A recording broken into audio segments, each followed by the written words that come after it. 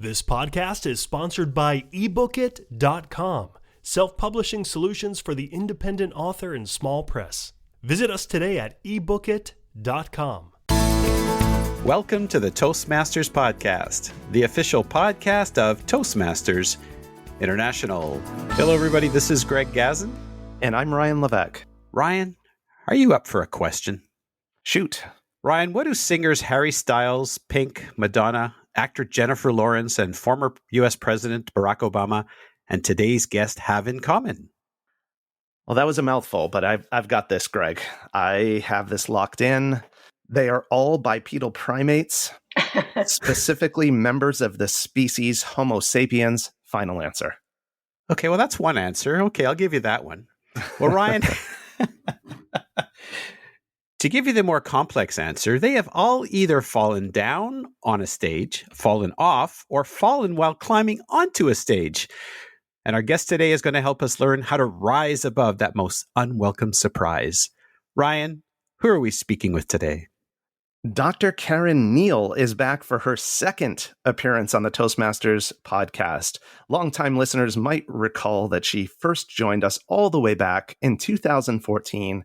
And after 8 years of incessant emails from listeners demanding an encore, we decided it was about time for another visit with the doctor. Dr. Caren Neile is a performance storyteller, radio personality, and author. She co-produces and co-hosts the Public Storyteller segment on South Florida Public Radio, WLRN, as well as numerous local storytelling events. Dr. Neile is a frequent contributor to the Toastmaster magazine with over 20 years of writing for the magazine, and her most recent contribution is in the August 2022 issue. It's called Oops! Onstage mishaps can be mortifying, but you can rise above an unwelcome surprise. Dr. Caren Neile, I hope this is not an unwelcome surprise to you, but welcome back to the Toastmasters podcast. Well, thank you. Thank you very much. Caren, it's nice to see that if you're going to have a mishap, it's great to be in great company. So I'm wondering, Caren, which category, pardon the pun, do you fall into or off of or onto?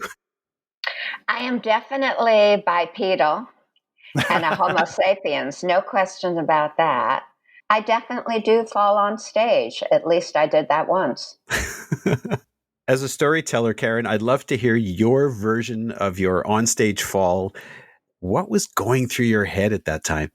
Well, for a long time, I felt that I could not fill a stage. And that may sound funny. How can any one individual fill a stage unless you're maybe a sumo wrestler?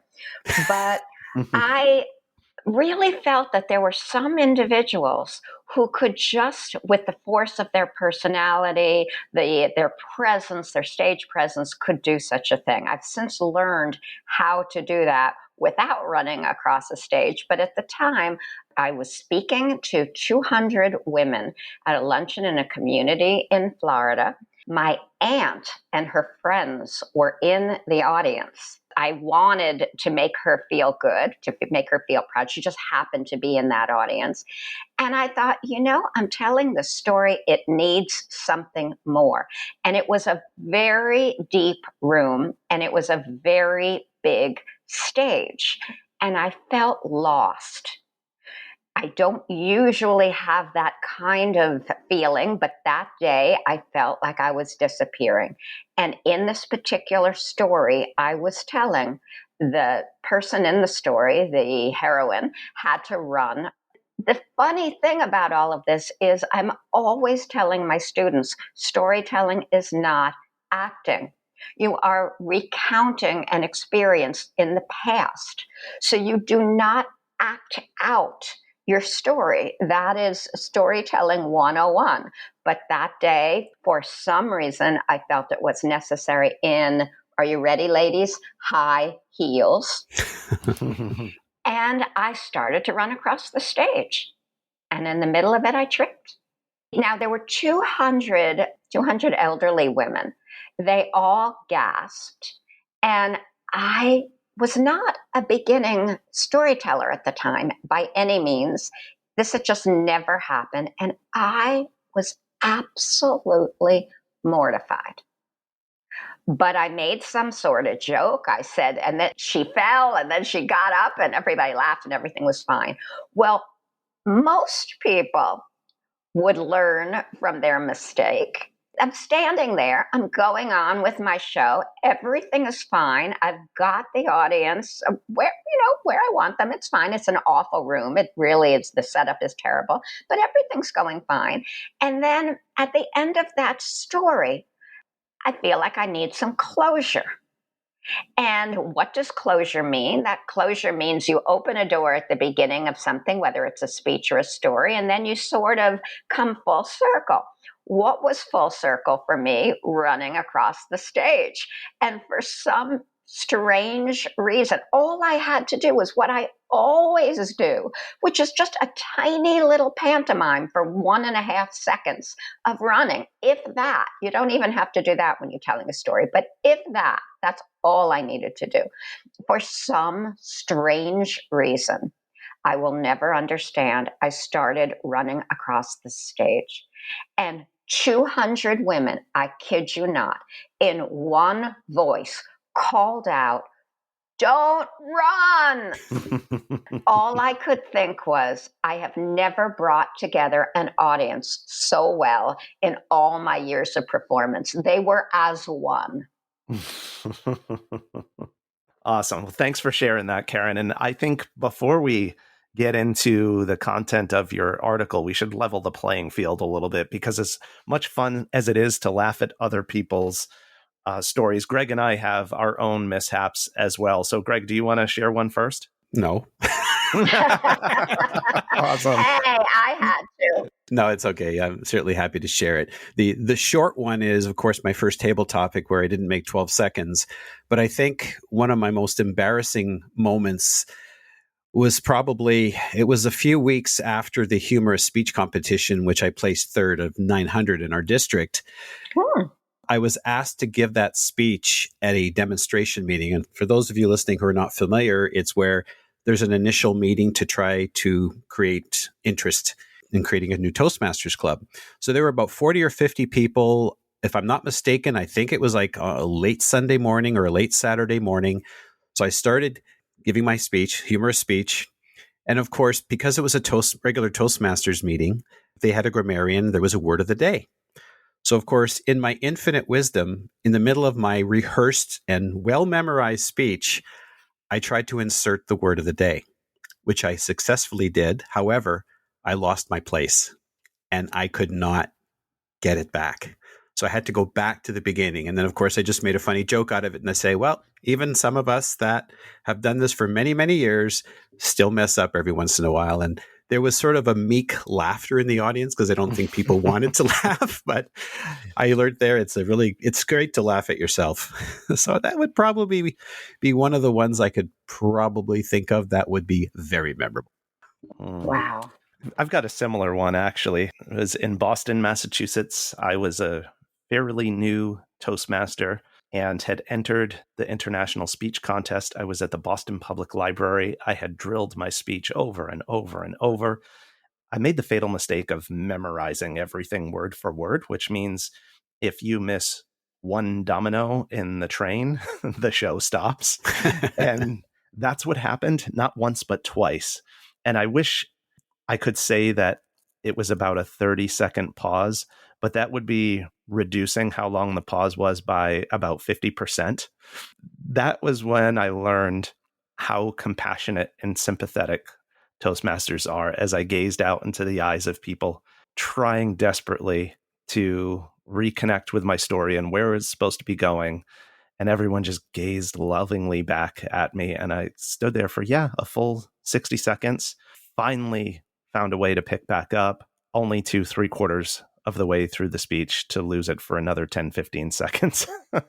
Well, I don't want to play Can You Top This, but but you're going to anyway. Since we're talking about terrible memorization stories, and of course, this is one of the things I always say, do not attempt to memorize more than the opening line, the closing line, and anything really important. Like you don't want to say fee, fi, fo, fum one time and then fo, foo, foo, foo another time. But other than that, don't memorize. Remember your order, your outline, but not your line. kinds. One time at a Toastmasters meeting early on in my career, not only did I lose my place, I didn't have an outline. I had written down every single word. When I went to look at my place, I had to find it because I wasn't following the script. I had memorized it, but I had the script in front of me. So I couldn't just jump down to my outline and find out where it was. I had to turn page after page after page. I mean, it was just compounding mistakes, but that's how you learn. Absolutely. So that's a great segue into the first formal question, if you will. I'm sure you and many of our listeners have heard the famous quote from Benjamin Franklin, "An ounce of prevention is worth a pound of cure." And so before we get into recovery, cure, once the mistake has been made, what are some ways that we can prevent mishaps from mishappening to begin with, Caren? Actually, in my article, I said an ounce of preventing embarrassment is worth a pound of overcoming it. To paraphrase Franklin, Right. you are absolutely right. It is the most important thing to remember is how to not get into the situation in the first place. What do you want to do? You want to first and foremost rehearse, rehearse, rehearse. Actually, you know what? I'm even going to go before rehearse. I'm even going to say that's second and second most. First and foremost, you want to be as comfortable as possible on stage. Rehearse suggests that you learn whatever it is you're going to be doing that day. And of course, that's important. Absolutely. And I have been in situations where I've gone from Toastmaster Club to Toastmaster Club, rehearsing something for clubs before I actually did the thing. And that is incomparable. But even before that, or while you're doing that, any opportunity to speak at all is worthwhile. Why? Because we know what leads to performance anxiety, and performance anxiety is one of the reasons that we screw up in the first place, and one of the reasons that we can't recover when we screw up, if that happens, is because we don't feel comfortable. If you're in your ordinary life and you make a mistake, you'll just move on, hopefully, and correct that mistake. On stage, it feels completely exponentially more important. So the more experience you have speaking in front of others, the better that's going to be. So every opportunity you can. And I'm talking even early on in my career, I made it a point when I was at a public lecture of raising my hand and asking a question.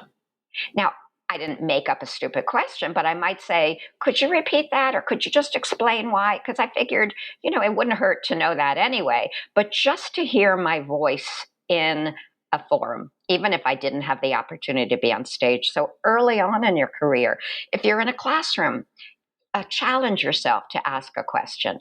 If you are in a group and you usually don't speak up in a group, you want to hear your voice, you want to be comfortable having all eyes on you.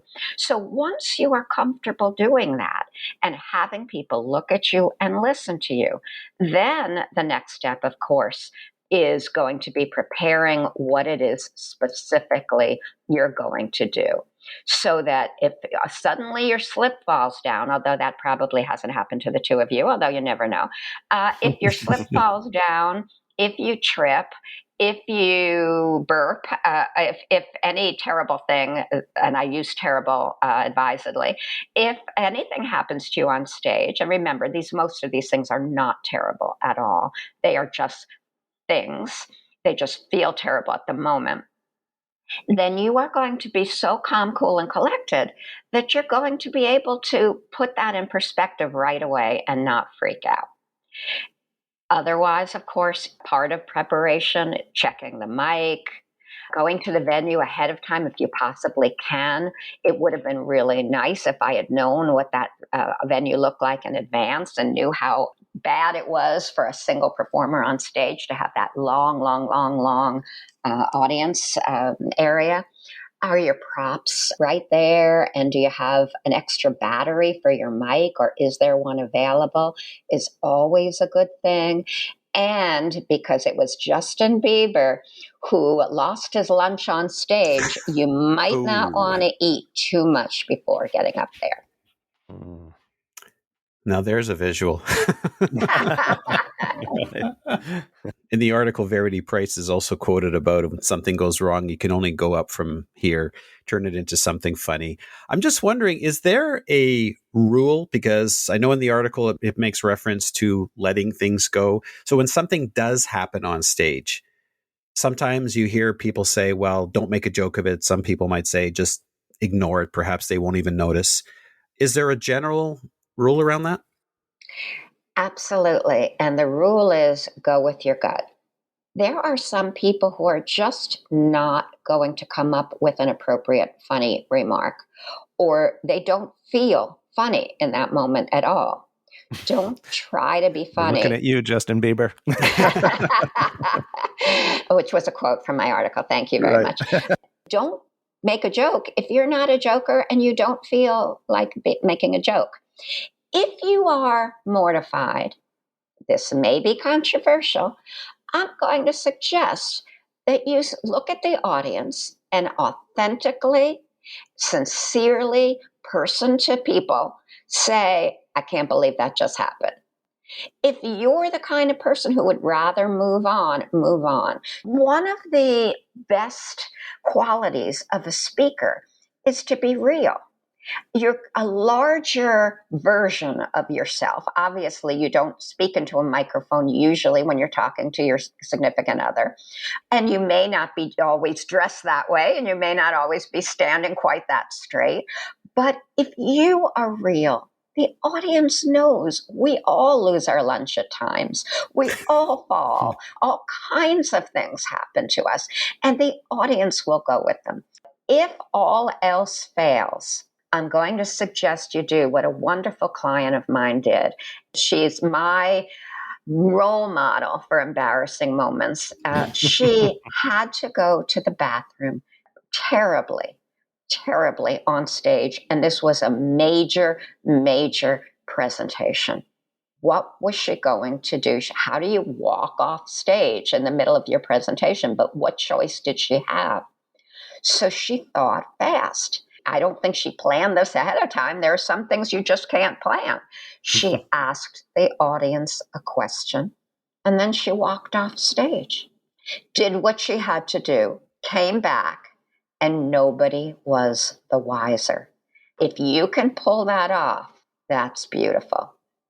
If I could have, and I don't remember what the joke was that I made when I fell, but I think what I may have done is gotten up, dusted myself off, and said, I meant to do that. That's it. So anything that you do that seems ridiculous and embarrassing, if you say you're in control, you show you're in control, it doesn't matter how you do that. By asking a question and walking off stage, by saying I meant to do that and clearly you didn't, but everybody's laughing, by making any other joke. And the reason is really simple. It's the same whether you are a speaker, actually two reasons. The same whether you're a speaker, a storyteller, a singer, whatever you are on stage. The first reason is the audience does not want to be embarrassed for you. The audience wants to know you're okay, because there is nothing more uncomfortable for an audience than when the person on stage is uncomfortable. And the reason for that is the other point, which is when you are on stage, think of yourself as a guide on a safari.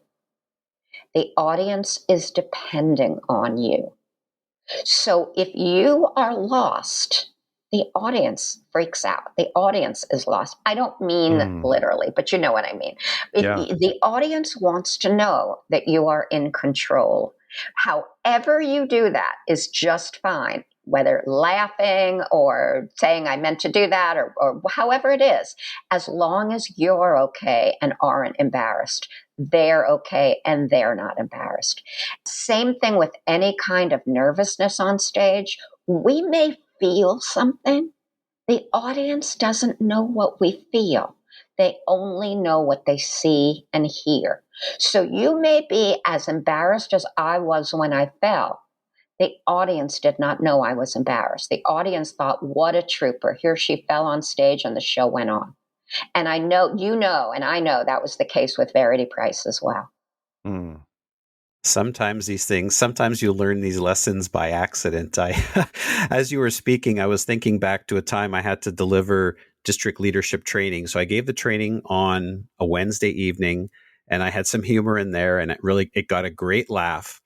I delivered the same training on Saturday morning. And when I delivered that line or that joke, or I told that piece of humor, all I got were crickets. And I wasn't sure, based on what you're saying, I'm not sure whether they were just too tired and it was just they were partying the night before, or whether or not they were feeling sorry for me. But what blurted out of my mouth was, note to self, change joke if being delivered before 9 a.m. And I bet they all laughed. Yeah, they did. And the funny thing is, it was early on in my leadership journey, and I felt very uncomfortable by that. But it turned it around. And so now I'll purposely use that line, note to self. Nice. That's brilliant. And as Verity Price said, as I quoted her in the article, I've learned that when you are okay with things not being okay, then not much can actually embarrass you. True. You know what to do. And it's the line I quoted in the article I stole, actually. I did not attribute it to them, and I apologize, Red Cross. I stole this from the Red Cross. Expect the unexpected. Something's going to happen. How are you going to deal with it? So now, and I use the note to self line. I've never used it on stage, but I use it in company when something funny, something weird, something wrong happens. Looking at your article, you mentioned that you say, learn to stay mellow, and it will usually work out fine. Mellow is actually an acronym that you use, and it refers to a 6-point mastering technique to help diffuse embarrassment. Now, you already talked about memorization. Is there one of these points in the mellow acronym that you feel strongly about, that you think perhaps is sometimes maybe neglected, underappreciated, or maybe even dismissed?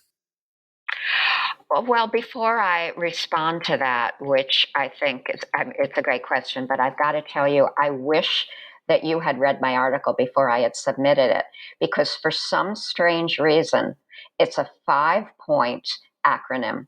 I didn't add the W for mellow, so I just called it MELLO. And I think I maybe ran out of word space, and I could have added the W at the end, and it would have been a 6-point acronym. And I think it's the one that I did not add that is the one I'd like to bring up, and that is the word win. The W at the end of mellow, I have an M and an E and an L and an L and an O, and the one I didn't put in, the W at the end of mellow, and I'm going to say win from it. And that is even different from learn from it, which I was one of my L's. If you can think of this, I know it's hard at the time, and I'm not going to say the next time it happens to me. And oh yeah, there'll be a next time it'll happen to me. And Greg and Ryan, there'll be a next time it happens to you too. I hate to be the one to tell you. But if we think of it as, I've been a writer for most of my life. The best advice I ever got was to savor, in fact, to frame and put up on your walls your rejection letters. This is a win. It is actually a good thing when you screw up. Why is it a win? It's not just something you learn from. It's better than that. And the reason I'm saying it's better than that, think of the great stories that you get from this. Think of the great experiences. Think of how we have connected, the three of us have connected over these embarrassing moments. Think about the point that I have something in common with Barack Obama now, not to mention Justin Bieber. Okay, well, I didn't do what he did, but I mean, this is our humanity. And the more times that we are come into contact, that we rub shoulders with our humanity, we are not machines. A machine is not going to forget. If we have a Siri getting up on stage in 5 years, Siri getting up on stage and delivering a speech, she's not going to make any mistakes, or Alexa. Is that what we want? No. This is a beautiful one-of-a-kind moment. And people are going to be talking about the time that Verity Price fell. The Verity Price, we saw the Verity Price, winner of the 2021 International Speech Contest. I was there the moment, that becomes a moment in and of itself. There's nothing wrong with that. It's not only is it okay, but it's actually cool. Caren, we've been talking about embarrassment here, and I'd like to roll something by you and get your input on it. On a recent episode, we spoke with former Chief of Police Robert Navarez. This was episode number 208, all about the fear of public speaking. And it seems to me that the fear of public speaking might actually be a fear of embarrassment. Moreover, what would you advise someone who had an embarrassing moment and did not have any of these skills to recover gracefully, and that moment has stuck with them, perhaps even stopped them from getting up on stage again because they just can't imagine having to face that level of embarrassment another time? Oh, what a beautiful question.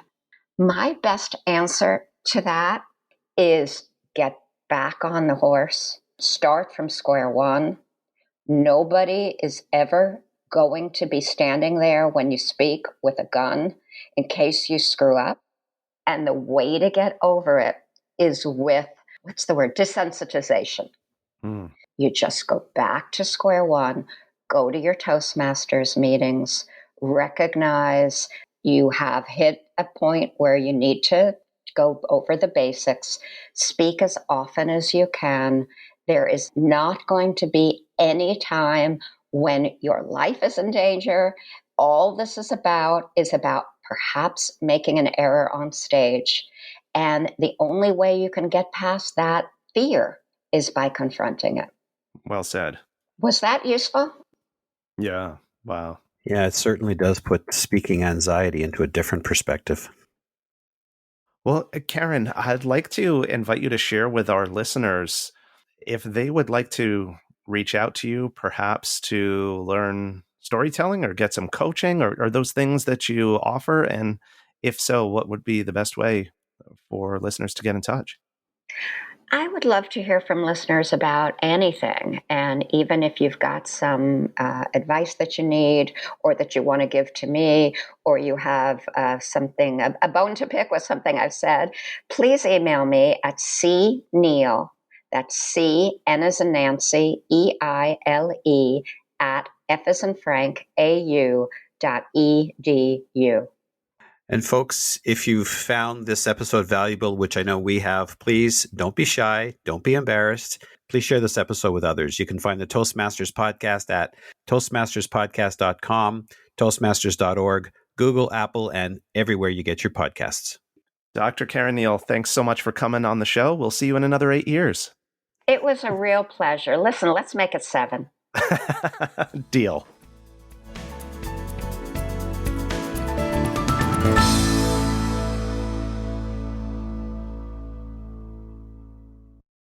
Isn't it about time you published that book you've been thinking about? We can help with that. At ebookit.com, we've been providing authors and small presses with ebook publishing services since 2010. Visit us today at ebookit.com and let us know how we can help you.